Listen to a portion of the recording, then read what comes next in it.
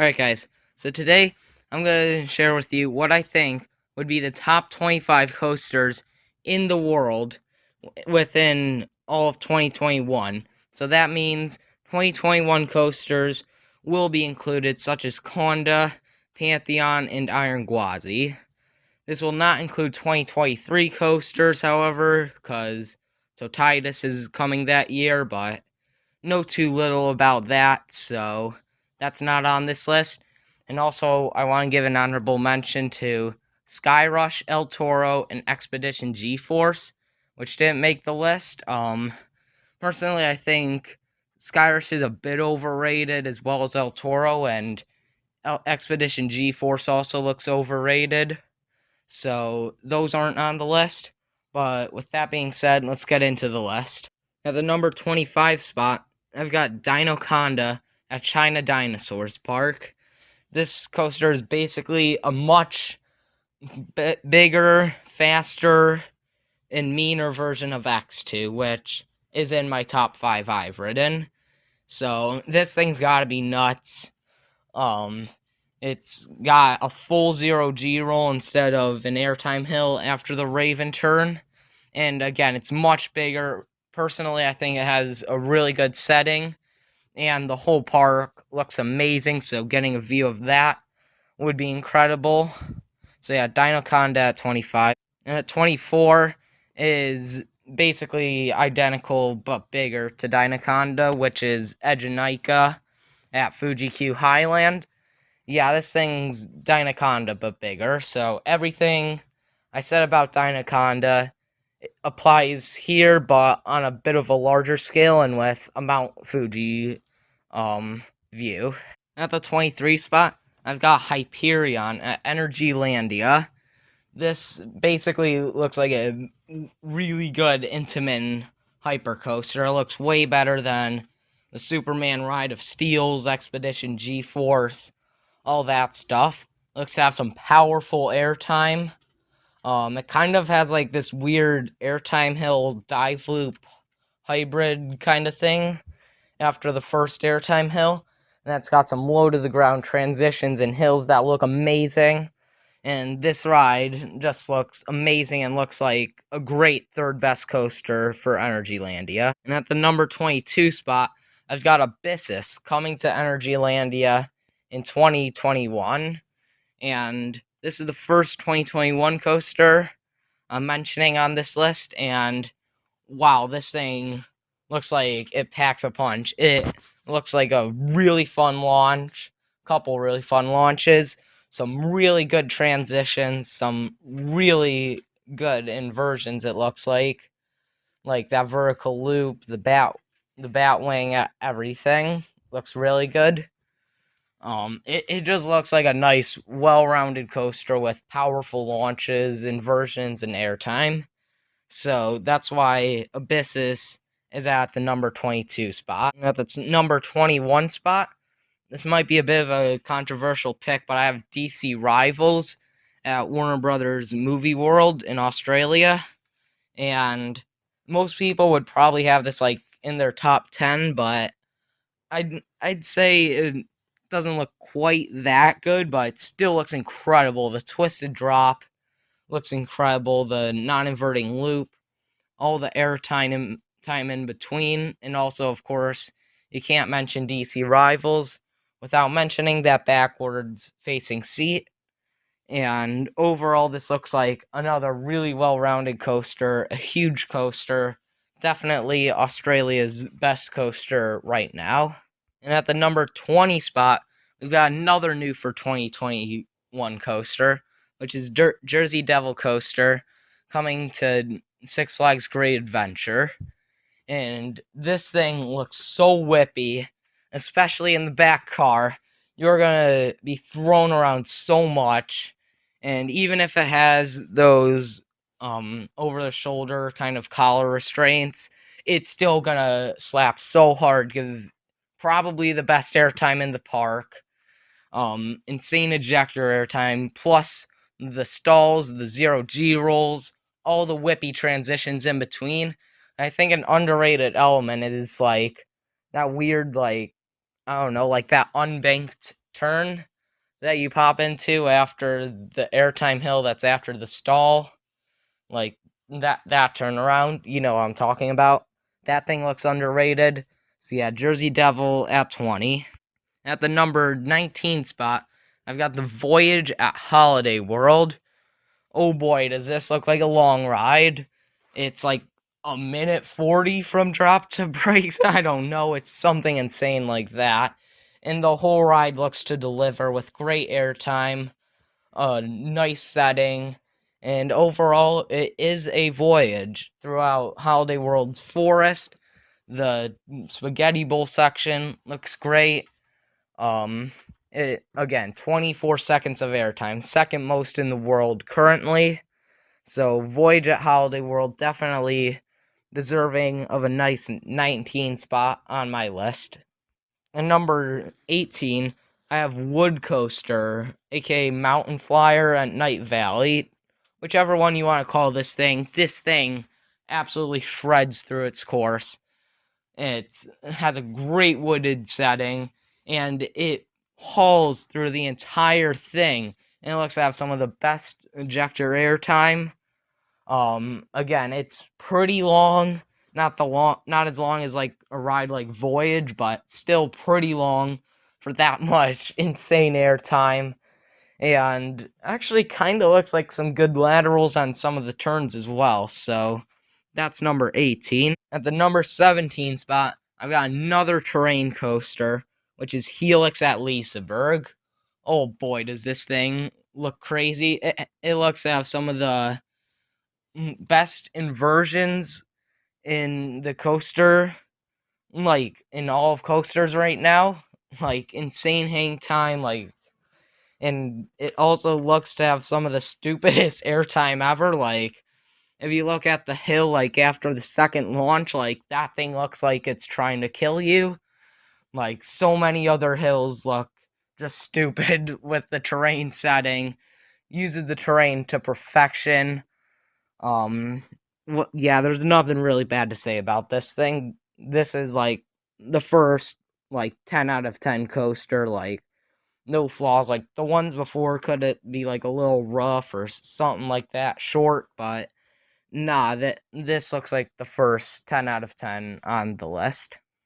At the number 16 spot, I have Outlaw Run at Silver Dollar City. This is a bit of a short ride, but it probably doesn't feel short given you haul so hard throughout the entire thing. It's like 45 seconds or something like that, but you are flying throughout the whole thing. And personally, it's RMC. I can't see how their winning coasters would be that rough. Some people say it's a little rough, but I don't think it would be. Again, all the inversions you fly through. Looks like the complete opposite of Helix's hang time filled inversions. And then all the airtime moments look so ridiculous. Like, just ejector on every single one, and then the finale with the two heartline rolls, that's where you'll get your hang time. So yeah, Outlaw Run, amazing star attraction for Silver Dollar City. And at the number 15 spot, I've got the other RMC topper track Woody, which is Wildfire. Alright, so what kind of zoo owner decided to build a world-class wooden coaster at their zoo? I don't know, but thank you, because this thing looks like Outlaw Run, but twice as long. Like, uses the terrain, a crazy ejector airtime, crazy fast inversions, great pacing, all that good stuff you'd expect from a top-tier RMC. Oh, and plus, probably the best view on any roller coaster in the world. From the top of that lift hill, you can... I don't even know what to call that. It's like, it's a body of water. I don't know if it's a lake or a something. It's probably a lake, but you get an amazing view of that body of water next to you and all of the zoo, and then you're down the first drop, which looks insane. So Wildfire at Colmartin Zoo, that's the number 15 spot. At the number 14 spot, I have the only coaster I've ridden on this list, which is Maverick at Cedar Point. What a just completely well-rounded ride, and everything it does, it excels in. That it even excels in like the lift hill. Like, how do you do that? It has a great lift hill. And then, of course, that beyond vertical drop, that's incredible. So whippy through that. And then all the rapid fire transitions in between everything are perfect. All the ejector airtime hills are amazing. Every transition in between, the launch, that's incredible. The setting over the water and in Frontier Town, it looks incredible.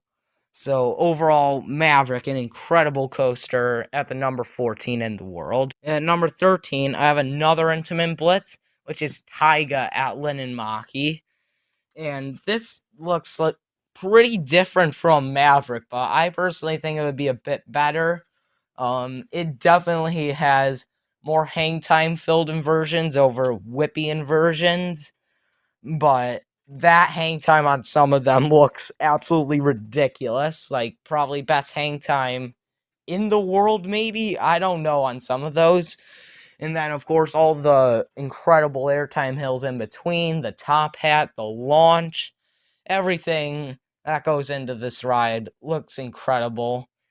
And all around, this ride looks so well rounded. Looks like it checks off every single box.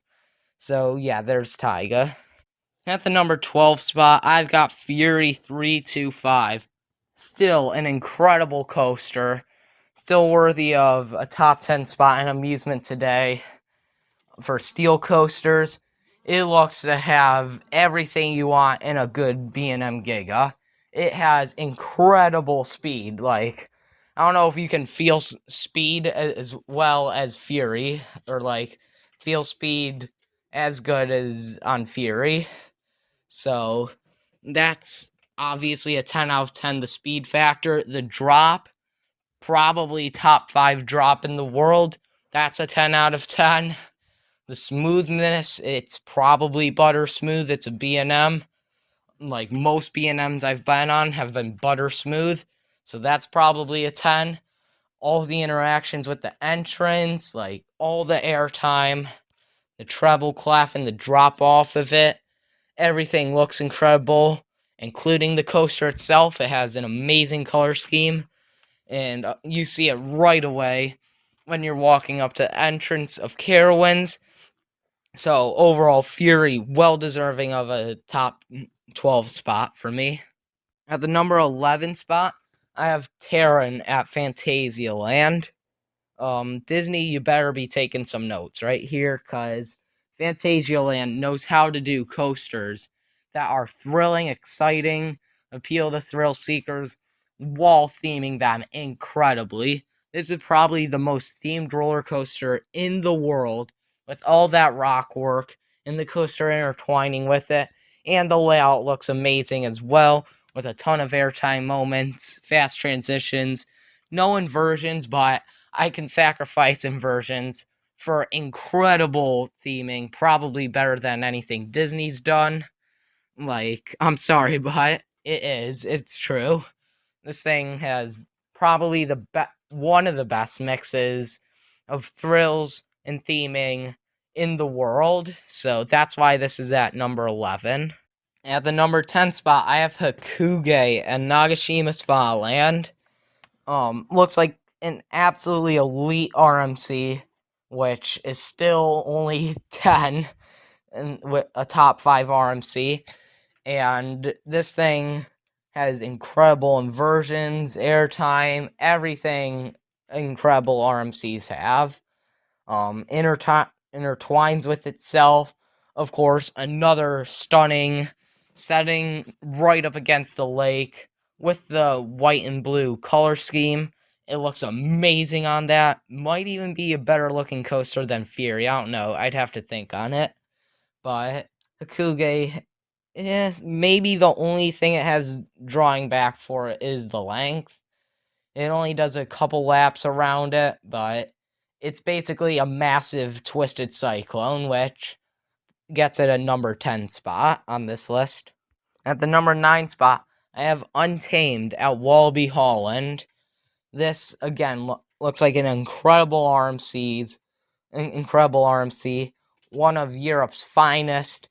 It is way longer than most RMCs. It goes out in like a U shape and then comes back around that U, so you get a really good long ride time with the most inversions on any RMC, with I think 5. And then all of them look really good, especially the Heartline roll towards the end. Again, all of the airtime moments just look so good, packed with ejector airtime. And the drop, of course, looks incredible like any other RMC drop. So Hakuge, again, an elite RMC and well deserving of a number 9 spot on this list. And at number 8, I have Lightning Rod at Dollywood. I used to have this higher, but honestly, after the 2021 season, it looks to be running a bit slower with its new track. But that's still okay because it's still a top 10 coaster. Still looks to have incredible airtime, like with the quad down and everything else, literally. Again, first drop's incredible. The wave turn looks amazing. Great sideways airtime or hang time or whatever that's gonna be. Still kind of good theming, I guess. Still looks a bit slower than what it was previously, but it does look butter smooth now, which is what they were going for, and reliable. Which actually funny about that is it actually rolls back quite often now, so they've kind of made it more unreliable. But Lightning Rod at number 8 for me. And at number 7 is De Schwertiskarnen at Hansa Park. And when I said Terran was one of the best themed slash intense and thrilling coasters combo, this is the best combo with theming and thrills. Cause boy oh boy is there a story to tell with this thing. So basically there's a king, he died, and he's like haunting you or something. I don't know, it's something like that. So I'm not gonna get into the spoilers, which are like involve indoor sections, which by the way are nuts. They elevate this spot a lot, but the outdoor section as well. You come out of the dark into the light and go into that like non-inverting sea serpent roll or something it looks like, and that looks like you're gonna be absolutely blind through the whole thing. And then you come out, you can see yourself like 200 feet high or something. And then you come back down and you go into these insane transitions, which are famous. They basically just whip you one way in with crazy ejector air time, and then before you can land back in your seat, you are thrown the opposite way with more crazy ejector air time. That looks like one of the all-time great elements on any coaster. And then it also follows up with some more great airtime moments, some intense transitions, and another surprise I won't get into in the tower. So overall, Karnan, amazing theming, amazing thrills, and a number 7 spot on my list. And at the number 6 spot, we're going back to new for 2021 coasters with Pantheon at Busch Gardens Williamsburg. This thing has grown on me a little bit, and wow, this thing looks to have incredible airtime, great pacing, also great inversions at stall. Again, looks like you fly through it, but it's so long you're going to get hang time as well.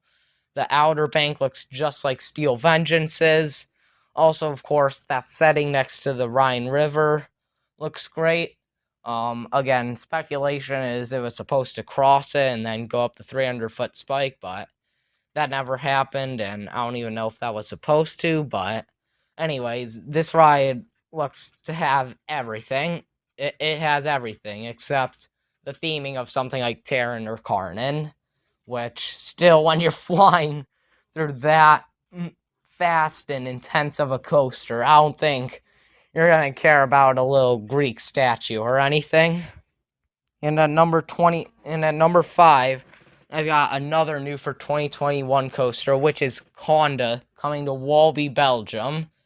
This looks like most people's dream coaster. It has the Expedition G-Force style first drop with the twisted drop, which again I don't think looks quite as good as some people say, but maybe I'm wrong. Um, Again, all those airtime moments I can get behind. Those look powerful, like really powerful, especially in the second half where you're flying through them. And of course we can't talk about the non-inverting Cobra roll, which kind of looks like Karnan's non-inverting Sea Serpent roll, something like that.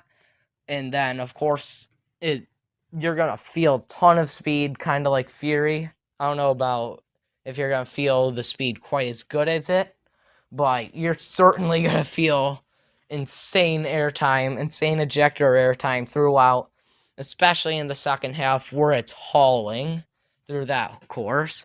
So again, most people's dream coaster. I have it in my top 5 for Conda at Walby, Belgium. However, I do not think it looks like the best Intamin coaster in the world. That honor would go to I-305 at King's Dominion. Holy, this thing looks intense. That first drop, of course, it's an Intamin Giga. It's going to have a crazy first drop, even with those collars. And then that blackout turn, yeah, that thing looks stupid. I can't wait to experience that. That probably looks like the most intense element on any coaster in the world right now. And then the rest of the ride is sharp ejector airtime and more stupid transitions that'll make you gray out and lose all consciousness and make you question why you got on it. But seriously, this thing looks stupidly intense. I love intensity probably more than the average enthusiast. So a great mixture of intensity and airtime is exactly what I'm looking for. So I-305 gets a number 4 spot, but it's not enough to beat my number 3 spot, which is Zadra at Energylandia. Wow, does any coaster keep its pacing as well as this thing, other than number 2 and 1? But really, does anything keep its pacing as well as these 3? It's flying throughout the whole thing so hard. Like, it doesn't look like it loses any speed. It looks like it gets way faster by the end. The inversions, especially that stall, that famous stall on Zadra, looks amazing. All the airtime in between, again, it's a RMC hyper coaster. It's gonna have some insane airtime, especially at the end. Like most of these coasters, I don't even know what it's doing at the end, but it's trying to launch me into orbit, basically. So, yeah, if you're down for extreme airtime, extreme pacing, great hang time, great whippy inversions as well, and all of that in between. So, yeah, if you like all of that, you're gonna like Zadra. And at the number 2 spot, I have its sister coaster over in the US opening in 2021, which is Iron Gwazi. This thing is the exact same height as that. Actually, technically has a beyond vertical drop at 91 degrees, which is hilarious that it's 1 degree over vertical. Um, Again, an outer bank right away. That thing looks crazy, and then the hell roll down. Basically, just a barrel roll drop like on Storm Chaser, but you're charging through that with a ton of speed.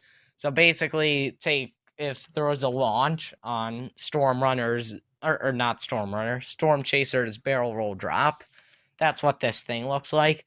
And again, like every other RMC, incredible airtime in between, incredibly fast pacing, especially since it's over 200 feet. Incredibly just everything. Incredible transitioning, looks flawless. Weird, wacky elements like we love from RMCs, and overall looks like easily the best new for 2021 coaster and an incredible second best coaster in the world. And with that being said, to no surprise to anyone, Steel Vengeance takes my top spot. I mean, it's the perfect roller coaster. Add some insane frontier rock work, and literally no coaster could ever beat it. Like, I'm sorry, there's never going to be a coaster that beats it unless has this good of a layout with Terran's theming. Like, it has 28 seconds of airtime. 28. That is ridiculous. And it doesn't look like cheap floater either. It looks like sharp ejector the whole way through. And all those inversions look so whippy. Like, especially, in my opinion, the best one looks like the one kind of at the beginning of the ride after the Outer Bank.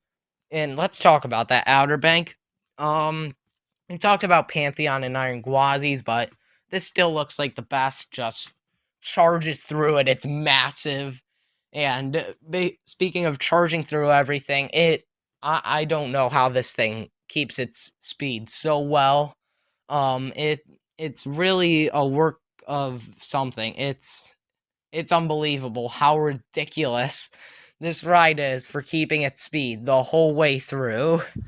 Um, I can't even believe that Alan Schilke and Cedar Point came up with this. And again, it looks like it gets faster by the end. How? And like all those airtime hills, you're just charging through them at insanely fast pace. So of course you're gonna get amazing airtime. Of course you're gonna get amazing everything because it's Alan Schilke and Cedar Point working together to create the world's best coaster. And that'll do it for my pretty long video, pretty long list of the top 25 coasters in the world prediction. I hope you guys enjoyed this. If you're still here by the end, um, I I loved making this video and predicting this, and hopefully I got to a lot of these this year to see if my predictions are right. And yeah, I'll see you guys next time.